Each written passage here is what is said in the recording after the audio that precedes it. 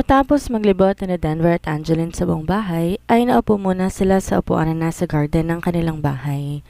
Kumuha naman na muna si Denver ng maiinom nila ni Angeline doon. Natawagan mo na ba si Christine? Tanong ni Angeline bago sumimsim ng juice na ibinigay ni Denver. Hindi pa. Siguro mamaya ako na lang siya tatawagan dahil baka mainit pa ang ulo noon. Sagot ni Denver. Tumangutango naman si Angeline dito. Paano pala ang magiging setup natin ito? Tanong pa ni Angeline. E di magsasama na tayo dito sa bahay dahil wala na naman tayo magagawa pa eh. Kasal na tayo at di naman papayag ang mga magulang natin na hindi tayo magsasama sa isang bahay. Napag-usapan na rin naman natin ang tungkol sa amin ni Christine na tutuloy namin ang relasyon namin kahit kasal na tayo. Sagot ni Denver. Denver, binabalaan na kita ngayon pa lang ha. Mag-iingat kayo ni Christine kung sakali man na magkikita kayo. Hindi ko naman kayo tututulan sa relasyon ninyo pero sana mag-iingat kayo dahil malaking gulo talaga kapag may nakakita sa inyo na magkasama. Sagot naman ni Angeline dito. Oo, naiintindihan ko. Angeline, kahit naman ako ayoko ng gulo kaya mag-iingat kami ni Christine. Saka nga pala kapag nandito ang mga magulang natin, siguro umakto na lang tayo na ayos tayong nagsasama bilang mag-asawa para hindi naman nila tayo kulitin. Paliwanag ni Denver. Ganoon na nga ang mangyayari nito. Kailangan natin umarte ng ayos, tayong dalawa na mag-asawa. Sagot ni Angeline. Angeline, tungkol naman dun sa kinukulit ni Mommy sa'yo. Pagpasensyahan mo na lamang ha. Makulit talaga si Mom, sabi ni Denver. Napakunot naman ang noo ni Angeline dahil hindi niya magets kung ano ba ang sinasabi ni Denver. Alin? Tanong na ni Angeline. Tungkol sa gusto na nilang magkaapo. Pasensya ka na ha. Sabik lang talaga akong magkaapo kaya siya ganon. Sagot ni Denver. Para namang bigyang nahiya si Angeline dahil sa sinabi ni Denver. Naalala niya na kinukulit nga pala sila ng mga magulang nila tungkol sa apo. Ayon ba? Ayos lang, naiintindihan ko naman yun. Dahil kahit sila, Mom yun din ang gusto. Kinukulit din ako kaya wag na lang natin silang pansinin. Sagot ni Angeline at di siya makatingin kay Denver dahil nahiya siyang pag-usapan tungkol sa bagay na yun. Kapag nandito sila, umakto na lang tayong sweet sa isa't isa para hindi nila tayo paghinalaan. Ikaw ba, Angeline, may boyfriend ka ba? Sabi ni Denver. Wala akong boyfriend, Denver. Wala akong oras para dun. Sagot ni Angeline. Napatingin naman si Denver kay Angeline. Seryoso, wala kang boyfriend? Sa ganda mong yan, wala kang boyfriend? Hindi ako naniniwala. Tanong ni Denver kay Angeline dahil hindi siya naniniwala na wala tong boyfriend. Wala nga, di wag kang maniwala. Basta, single ako. Sagot ni Angeline. Iiling-iling naman si Denver. Okay, sabi mo eh. Sagot ni Denver. Ikaw na lang bahalang kumausap kay Christine tungkol sa magiging setup natin. Total sa'yo mas naniniwalang kapatid ko kaya ikaw na lang bahalang magpaliwanag sa kanya, sabi ni Angeline.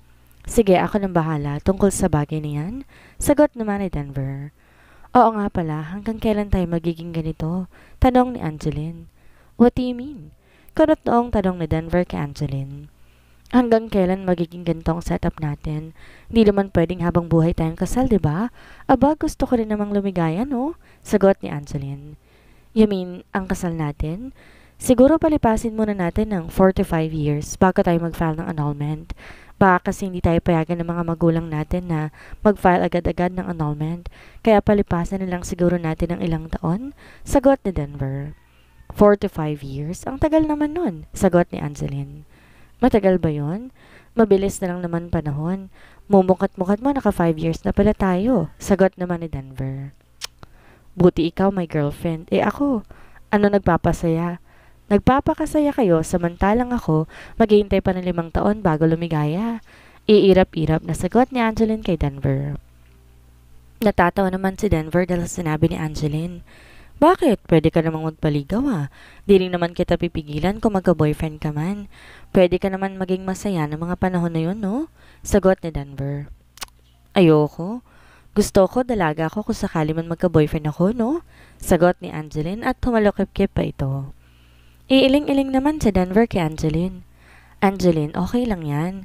Tsaka kung magka-boyfriend ka man, ipaliwanag mo na lang sa kanya kung ano bang sitwasyon natin. Siguro naman maiintindihan ka niya. Pero may isa lang bagay na hindi mo pwedeng gawin. Sabi ni Denver. Nilingon naman ni Angeline si Denver at tinaasan pa niya to ng kilay. Ano yun? Tanong ni Angeline. Hindi ka pwedeng magpabuntis sa magiging boyfriend mo habang kasal tayo, sagot ni Denver. Wow, buntis agad, wala pa kang boyfriend? Ikaw din naman, di mo pwedeng buntisin ang kapatid ko habang kasal pa rin tayo, sagot ni Angeline. Oo, maingat naman kami ni Christine kaya hindi ko siya mabubuntis, sagot ni Denver. Nanlaki naman ang mata ni Angeline dahil sa gulat dahil sa isinagot ni Denver sa kanya. Gago ka? Sabi ni Angeline at nahampas pa niya si Denver. Aray, bakit ka nangahampas? Tanong ni Denver. Ikaw, binabalaan kita, Denver ha? Yung kapatid ko baka mabuntis mo yun. Sagot ni Angeline na dinuro-duro pa si Denver. Natatawa naman si Denver kay Angeline. Binibiro lang naman kita, ito naman. Tatawa-tawang sagot ni Denver. Sinamaan naman ni Angeline ng tingin sa Denver. Umayos ka nga, Denver, sabi ni Angeline. Sorry, binibiro lang naman kita. Ginagalang ko naman ang kapatid mo, Angeline.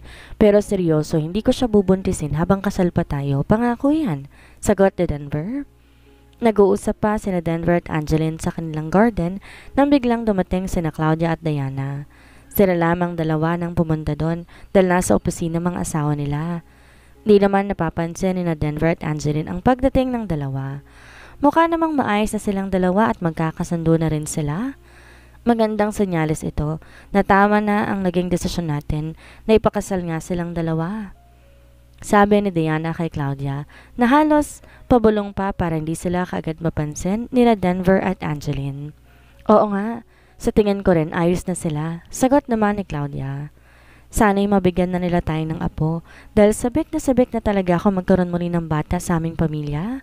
Nakangiting sabi ni Diana. Ako rin gusto ko nang mag-alaga ng apo.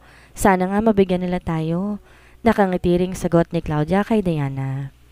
Nanatili pa silang nakatingin kina Denver at Angeline. Pinagmamasdan nila ang dalawa at sa nakikita nila mukhang magkasundo talaga ang mga ito. Ahem. Bigla namang tumikim si Diana upang mapansin na sila ng dalawa na seryoso pa rin na nag-uusap. Napalingon naman kaagad sila Denver at Angeline dahil alam nila sila lang dalawa ang naroon. Laking gulat nila na makita ang kanilang mag-ina na andon pala habang nakangiti sa kanila. Mom?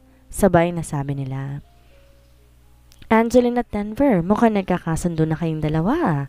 Nakangiti pang sabi ni Diana at lumapit na sila sa pwesto ni Angeline at Denver. Sinalubong naman sila ng dalawa at tumalik sa kanilang pisngi. Ano pong ginagawa niyo rito, Mom? Tanong ni Denver sa kanyang ina. Wala naman, namamasyal lang kami ni Claudia at naisipan namin na bisitahin kayo rito, diba Claudia? Sagot ni Diana. Oo, naisipan lang naming bisitahin muna kayo rito para tingnan kung ayos lang ba kayo. Nakangitiring sagot ni Claudia. Kamusta kayo rito sa bagong bahay nyo? Ayos na bang buong bahay? Nagustuhan nyo ba? Tanong ni Diana. Ayos naman po, Mommy Diana. Napakaganda nga po ng bahay at napakalaki pa. Salamat nga po pala dito. Si Angeline na ang sumagot. It's okay, Iha. Para talaga sa inyo ni Denver ang bahay na ito. Nakangiting sagot ni Diana. Siya nga pala, may mga dala kaming pagkain. Tara't kumain na muna tayo, sabat na ni Claudia. Sumunod na lang sila Denver at Angeline sa kanilang mga ina na magtungo ang mga to sa kusina. Kumain lamang sila saglit at di na rin naman nagtagal sila. Diana at Claudia roon at umalis na rin sila dahil magsha-shopping pa raw silang dalawa. Mukhang nagkakasundo talaga silang dalawa, no? Sabi ni Denver kay Angeline nang matanaw niyang nakalis na ang sasakyan ng mga ito. Oo, mukha nga magkasundo silang dalawa at madalas yata silang magkasama ngayon na, sagot ni Angeline. Lumipas pa ang mga araw at nanatili silang magkasama sa isang kwarto kapag matutulog dahil baka bigla na lang dumating ang mga magulang nila at magtaka kung bakit sila magkahiwalay ni Denver ng kwarto. Maagang nagising si Denver ngayon dahil sa may pupuntahan siya ngayong araw. Kagabi kasi nag-message sa kanya si Christine na magkita raw sila at pagbibigyan naman ito ni Denver dahil baka magalit na naman to sa kanya.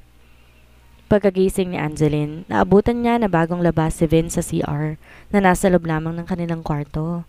Aalis ka? Tanong ni Angeline kay Denver dahil hindi siya napapansin ito. Gising ka na pala, Angeline. Oo, paalis ako ngayon. Nag-message kasi si Christine sa akin kagabi na magkita daw kami ngayon. Pagbibigyan ko muna si Christine dahil baka magalit na naman yun sa akin. Sagot ni Denver. Tumango-tango naman si Angeline dito. Ah, okay. Sige, mag-ingat kayo ha. Pagpapaalala ni Angeline kay Denver. Kumain na muna ng agahan si Denver bago siya umalis sa kanilang bahay ni Angeline. Nakailang beses pa na nagbilin si Angeline kay Denver na mag-ingat sila ni Christine dahil baka nga may makakita sa kanilang dalawa. Nagkita na lamang sina Denver at Christine sa isang parke na medyo malayo na sa kanila. Wala masyadong makakakita sa kanila. Hindi naman na masundo ni Denver si Christine dahil baka nga may makakita pa sa kanila. Naunang dumating si Christine sa park. Halos kalahating oras din siyang naghintay kay Denver doon. Babe? Sigaw ni Christine kay Denver nang makita niya ang pagdating nito. Agad namang napangiti si Denver na makita niya si Christine. Agad siyang lumapit sa pwesto nito at agad na hinalikan si Christine. Wala naman halos tao sa parking iyon dahil medyo malayo nga ito kaya hindi dinarayo ng mga tao. Namiss kita, babe, sabi ni Christine kay Denver pagkatapos siyang halikan nito. Namiss din kita, babe, sagot naman ni Denver. Matamis naman ang nitian ni Christine si Denver. Naupo naman na sila muna doon sa parke. Babe, palagi na lamang ba tayong magiging ganito? Patago ko magkita? Tanong ni Christine. Napabuntong hininga naman si Denver dahil sa sinabi ni Christine. Babe, di ba napaliwanag ko na sayon tungkol sa bagay niyan? Kailangan natin magtago kapag magkikita tayo dahil kailangan natin maging maingat. Kasal na kami ng ate Angeline mo. Kaya malaking gulo to kapag nagkataon dahil may kailangan pag nakakita sa atin, ipamalitang nagkikita tayong dalawa gayong kasal na ako. Sagot naman ni Denver. Naspasimangot naman si Christine dahil sa naging sagot ni Denver. Hindi pa rin niya matanggap na kasal na to sa kanyang ate at siya ang matatawag na kabit ngayon. Please babe, sana naman maintindihan mong sitwasyon ko ngayon. Pakiusap pa ni Denver kay Christine nang hindi na ito nagsalita pa.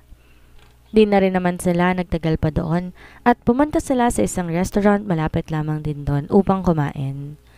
Maya-maya ay pumunta naman sila sa isang hotel na malapit lang din doon dahil wala na silang maisip na pupuntahan dahil di naman sila pwede sa mall. Maraming tao doon. Mainit naman ang panahon kaya hindi rin sila makatagal sa park. Si Christine ang nag-request na pumunta sila doon, kaya pinagbigyan na lamang ito ni Denver.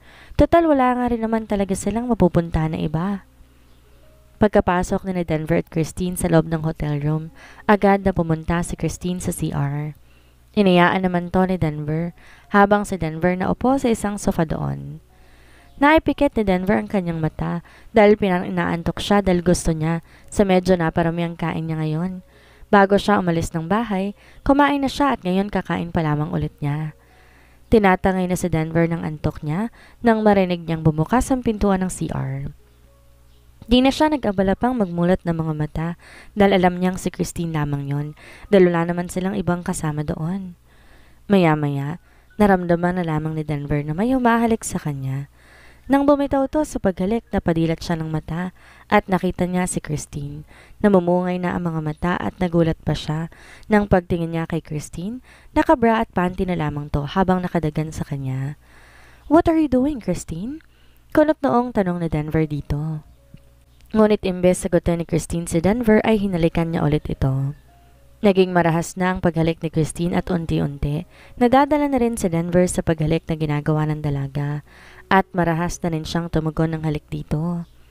Nadadala na rin si Denver sa ginagawa ni Christine sa kanya at unti-unti, nagiinit na rin ang kanyang katawan. Nang akmang ibababa na ni Christine ang zipper ng pantalon ni Denver, biglang hinawakan ni Denver ang kamay ni Christine. Natigil naman sa paghalik si Christine at nagtataka na tong tiningnan. Why? Ayaw mo ba? Tanong ni Christine kay Denver. Napabuntong hininga naman sa Denver. Babe, gustuhin ko man pero hindi pwede, sagot ni Denver. Napakunot naman na noo si Christine dahil sa sinabi ni Denver. Bakit hindi pwede? Ginagawa na naman natin to dati pa, tanong ulit ni Christine. Babe, kasal kami ng ate Angeline mo, nakakalimutan mo na ba? Sagot ni Denver. Umalis naman si Christine sa pagkakapatong kay Denver. Eh ano naman kung kasal na kayo ni Ate Angeline? Hindi mo naman ginusto yun, diba? At saka, tuloy naman ang relasyon natin. Nobya mo pa rin naman ako ha. Sagot ni Christine kay Denver.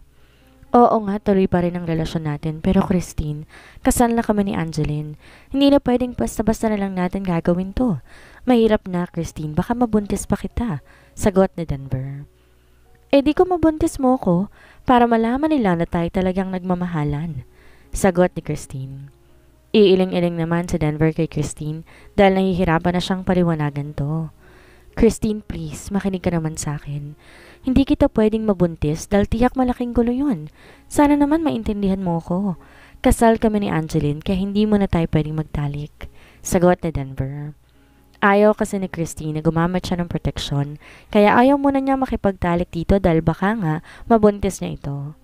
At sinong pwede mong makatalik? Si Ate Angeline kasi kasal kayo? Yun ba ang ibig mong sabihin, Denver? Halos pasigaw ng sagot ni Christine. Napabuga naman ng hangin si Denver, napahilot sa kanyang sentido dahil nahihirapan siyang paliwanagan si Christine. Christine, please, makaintindi ka naman. Ilang beses ko nang naipaliwanag to sa'yo eh. Hindi na tayo kagaya ng dati. Kasal na ako ngayon, Christine. Sana naman maintindihan mo ko. Mahal kita, Christine, kaya nilalaban ko pa rin ang relasyon natin. Pero sana naman intindihin mo rin ako. Pagpapaliwanag ni Denver kay Christine. Kahit kailan, hindi ko maintindihan ang gusto mo mangyari. Bakit ba kasi pinipilit ka ng mga magulang mo kay Ate Angeline? Bakit kasi hindi na lang ako? Inis na sagot ni Christine kay Denver. Bumuntong hininga naman na si Denver dahil di na talaga niya alam kung paano pa niya papaliwanagan si Christine. Nauubos na ang pasensya niya rito. Magbiis ka na, Christine. Mabuti pang umuwi na lang tayo at magpalamig ka ng ulo mo. Walang mangyayari sa atin kung mag-aaway lamang tayo ngayon dahil hindi tayo lalo magkakaintindihan. Sagot ni Denver. Umalis ka kung gusto mo. Inis na sagot ni Christine at inirapan pa niya si Denver. Napakamot na lamang sa ulo si Denver kahit na hindi naman yon makati dahil hindi niya na alam ang gagawin kay Christine. Aaminin niya sa sarili niya na dadala na siya kanina sa ginagawa ni Christine pero kailangan niyang magpigil dahil kailangan niyang mag-ingat. Mabuti na lamang nga at nakontrol pa niyang sarili kanina at nakapagpigil pa siya. Please, Christine, pakiusap ni Denver. Kinuha pa niya ang sarili niya kanina at nakapagpigil siya. Ang mga damit ni Christine ay iniabot niya dito. Pabalya naman yung kinuha ni Christine mula sa kanya at isinuot at bumalik sa pagkakaupo. Tinitingnan lang naman ni Denver ang ginagawa ni Christine dahil padabog to kung kumilos. Tara na, pag-aaya ni Denver dito na makita niyang nakabihis na ito. Iwan mo na ako rito. Kaya kong umuwi mag-isa at saka sayang ang binayad dito. Dito muna ako. Umalis ka na, di naman tayo pwedeng sabay lumabas eh, dahil baka may makakita pa sa atin. Sabi ni Christine na hindi man lang lililingon si Denver. Napabuntong hininga na lamang si Denver at umalis na lamang doon. Di niya na kasi alam ang gagawin at sasabihin niya kay Christine dahil nauubusan na siya ng pasensya rito. Kaya nagpasya na lamang siyang umalis na lamang dahil baka lalo pa silang mag-away kapag pinatulan niya ito. Palabas na sana ng bahay nila si Angeline. At nagulat siya na biglang dumating si Denver. Nagkagulatan pa sila dahil muntik na silang magkabanggaan ni Denver. Papunta kasi si Angeline sa kanilang garden at doon siya dadaan sa main door nila. O, ang bilis mo naman yatang nakauwi, sabi ni Angeline kay Denver. Pansin pa niyang nakakunot ang noon nito. Napabuntong hininga naman si Denver. Bakit kasi hirap paliwanagan ng kapatid mo? Sagot ni Denver at kinuha pa niya ang daladala ni Angeline na juice at ininom yun. Nagtataka namang tinignan ni Angeline si Denver. Bakit, may problema ba? Tanong ni Angeline at naglakad na to pabalik sa kusina para kumuha ulit ng juice dahil ininom ni Denver ang daladala niya kanina. Hindi ko kasi maintindihan ng kapatid mo, Angeline, kung bakit ang hirap-hirap niyang paliwanagan. Ilang beses ko na siyang sinabihan at pinaliwanagan na kailangan namin maging maingat dahil nga kasal na tayo. Pero nagalit siya nang di ako pumayag sa gusto niyang may mangyari sa amin. Natigilan naman si Denver sa kanyang pagsasalita nang ma-realize niya kung ano bang sinasabi niya ngayon kay Angeline. Napamulagat naman si Angeline dahil sa sinabi ni Denver at kamuntik pa niyang maibuga rito ang iniinom niyang juice. Buti na lang napigilan niya ang kanyang sarili. Pinanlakihan niya na mata si Denver dahil sa sinabi nito. Denver Chua, Binabalaan na kita ngayon pa lang ha. Mag-ingat kayo ni Christine, baka mabuntis mong kapatid ko. Alam mo naman siguro gaano kalaking gulo yon pag nagkataon. Sabi ni Angeline kay Denver at sinamaan pa niya to ng tingin. Napabuga naman ng hangin si Denver. Kaya nga pinapaliwanagan ko si Christine, pero siya pa tong nagagalit sa akin. Mahal ko ang kapatid mo, Angeline, pero hindi ko na talaga alam kung paano pagpapaliwanag at pakiusap ang gagawin ko sa kapatid mo. Kung alam mo lang kung paanong pagtitimpi at pagpipigil ang ginagawa ko, Angeline, para lang hindi ko mapatulan ng kapatid mo kanina. Sagot ni Denver. Ikaw nang bahalang kumausap at umintindi dyan sa kapatid ko na yan, dahil sa'yo lang naman yan nakikinig. Basta pinaalalahanan lang kita, Denver ha, ayoko ng gulo. Sabi ni Angeline at tinalikuran na niya si Denver. Nang mapag-isa na si Denver, ay napahilamas na lamang siya sa kanyang mukha dahil parang sumasakit ang ulo niya dahil kay Christine. Nagpa siya na lamang din siyang umakit na sa kanilang kwarto at agad dumiretso sa CR doon. Samantala naman, pagkaalis ni Denver, inis na kinuha ni Christine ang kanyang cellphone at inilahad doon. Binaba ang mga dala-dala. Agad niyang tinawagan ng kaibigan niyang si Candy. Maya-maya ay dumating na rin ito dahil malapit lang naman ang hotel na yon sa bahay ni Candy. Pagpasok ni Candy, dala niya ang mga pinabili ni Christine. Anong meron? May nangyari ba at may painom ka? Magwawalbal ba tayo dito? Sinong mga kasama natin? Sunod-sunod na tanong ni Candy sa kaibigan at ninibot pa niya ang paningin para malaman kung may iba pa ba silang kasama doon. Inirapan naman ni Christine ang kaibigan niya dahil napakarami nitong tanong. Walang nangyari at tayo lang dalawang iinom at kakain ng lahat ng yan? Sagot ni Christine at kumuha na to ng isang beer na nasa can.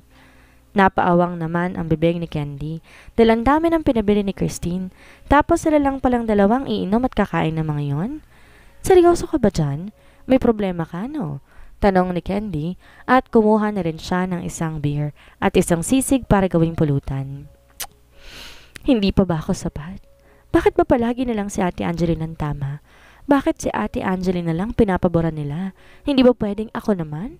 Sagot ni Christine at nanginginig na ang boses. Tiningnan lamang ni Candy si Christine at hinihintay niyang magsalita ito ulit. Bakit ba hindi nila ako maintindihan? Kami nagmamahalan ni Denver pero si Ate Angeline ang ipinakasal nila sa nobyo ko?